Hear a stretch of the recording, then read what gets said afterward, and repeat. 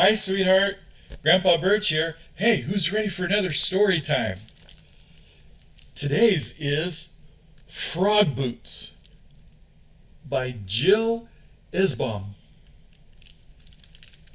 Frog boots. Look at all the frogs. Can you see the frogs? Frog boots. Dylan didn't want to start a new school without the same old stuff.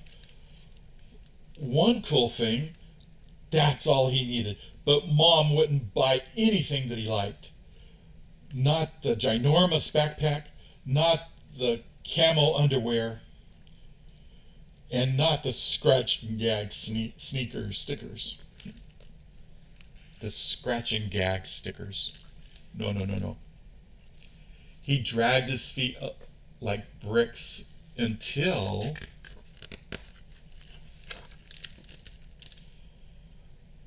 Mom, wait!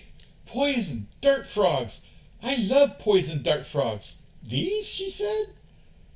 Not those with a dumb trucks, because these shimmery ones, I'm not even sure they're... Come on, Mom, please! I won't ask for anything more. Oh my. Dylan clomped and tromped from the store feeling cool and smart, taller even. He loved the boots so much he wore them to bed, which is how he discovered that the green frogs... What did the green frogs do? Oh, the green frogs, they glowed! They glowed in the dark. Who'd ever had such an awesome boots? Nobody. That's who. Kids were going to think the boots and Dylan were super cool. On his first day at Madison, Dylan raced to the circle time. Plump, trump, plump, trump, trump.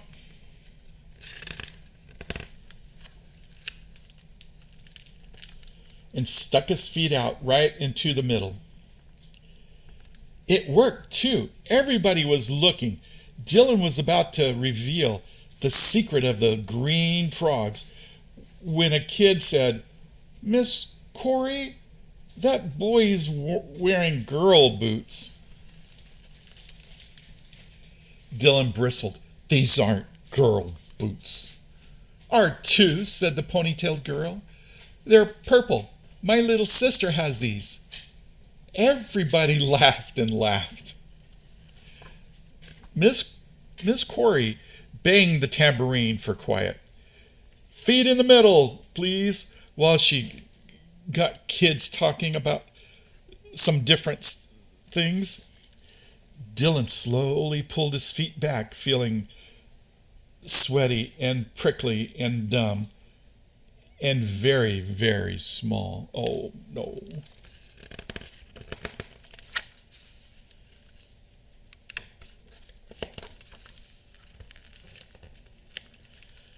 "How was your first day at Madison?" Mom asked. "Okay," said Dylan, tromping to his room. Tell his mom that the boots he begged for turned out to be girl boots? No way. There, the droopy things could rot for all he cared. Dylan devised a plan to avoid more embarrassment at his new school for the rest of the week. He simply wouldn't look at anybody. That turned out to be quite a challenge.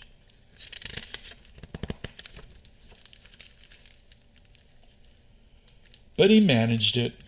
His first week flew by. Bonk on the head and the story time and she's going to the bath and they're going different things. He managed it. He managed through the week. Friday night, Dylan paged through his favorite book. He still loved poison dart frogs. It wasn't their fault that they got stuck being on girl boots. He knew the words by heart. Some of these poisonous pipsqueaks are only 1 inch long. That made him wonder, and he found the ruler. Dude, why'd you leave us in the closet? We thought you liked us. But the faded little guys hopped right into his dreams. We need light. Yeah, light makes us glow.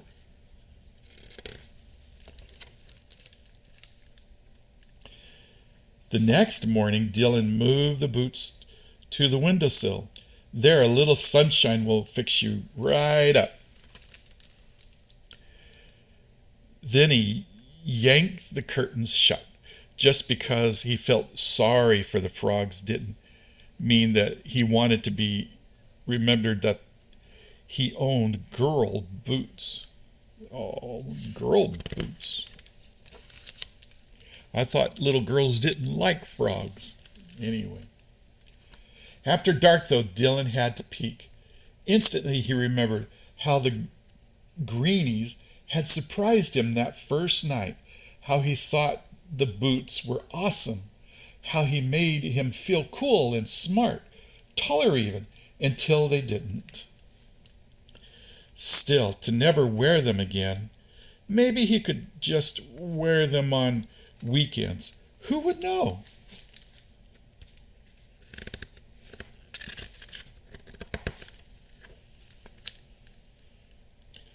Yes, the boots were perfect for the mud hole out back. Splish, splunk, splosh. And for getting super close to the ducklings in the park. Mom, I can't even feel the rocks. It was especially fun reading about poison dart frogs to poison dart frogs. And look, here's where you live, the rainforest. Do you live in the rainforest? Dylan wore the boots to bed. They felt so good on his feet, so right where they belonged. He wiggled his toes. These boots and those dump truck boots were probably exactly the same inside. Why then were these girl boots? Because they were purple? Phooey, he said. Girls don't own purple. They don't own purple.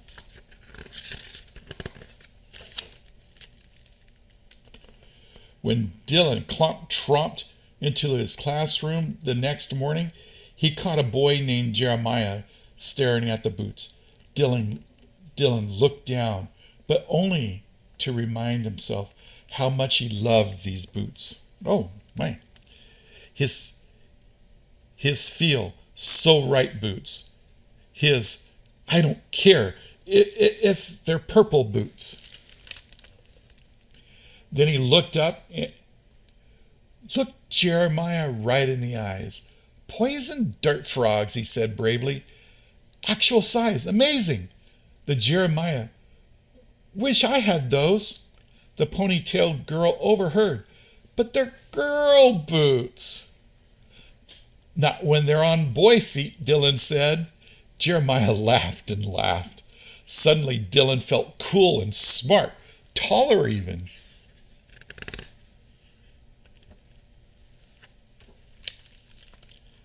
And that's how he decided they were awesome. And Jeremiah and Dylan are out chasing the frogs. All right, what did you think about Dylan and his frog boots? All right, bye for now. And remember, Grandpa Birch loves you.